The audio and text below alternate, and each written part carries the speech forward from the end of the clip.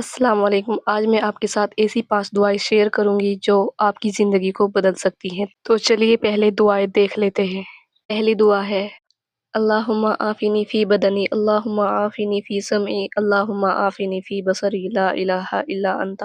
اے اللہ مجھے میرے جسم میں عافیت دے، اے اللہ مجھے میرے کانوں میں عافیت دے، اے اللہ مجھے میری آنکھوں میں عافیت دے، تیرے علاوہ کوئی عبادت کے لائق نہیں۔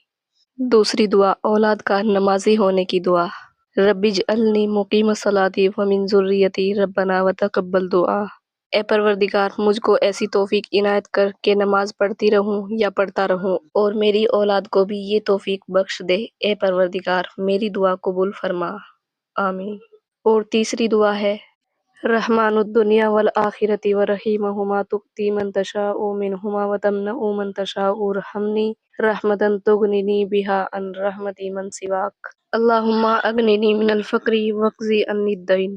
معاذ رضی اللہ عنہ نے نبی کریم صلی اللہ علیہ وآلہ وسلم سے اپنے اوپر قرض کی شکایت کی تو آپ صلی اللہ علیہ وآلہ وسلم نے فرمایا کہ تم آیت قل اللہم مالک الملک جو سورہ آل عمران کی ایک آیت ہے اس کو پڑھ کر یہ دعا پڑھیں۔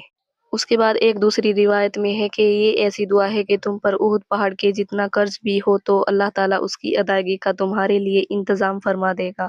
چوتھی دعا ہے ربی زدنی علما، اے میرے رب میرے علم میں اضافہ کر دے۔ یہ دعا ایگزام ٹائم میں بہت ہی زیادہ کام آنے والی ہے۔ جب بھی ہم ایگزام دینے کے لیے جاتے ہیں تو جانے سے پہلے سب کچھ یاد ہوتا ہے، لیکن پیپر ہاتھ میں آتے ہی سب کچھ بھول جاتے ہیں۔ لیکن اگر آپ اس دعا کو پڑھو گے تو آپ کے ساتھ ایسا کچھ بھی نہیں ہوگا۔ اس دعا کو پڑھنے کا طریقہ میں ڈسکرپشن میں دے دوں گی، آپ وہاں سے جا کر دیکھ سکتے ہیں۔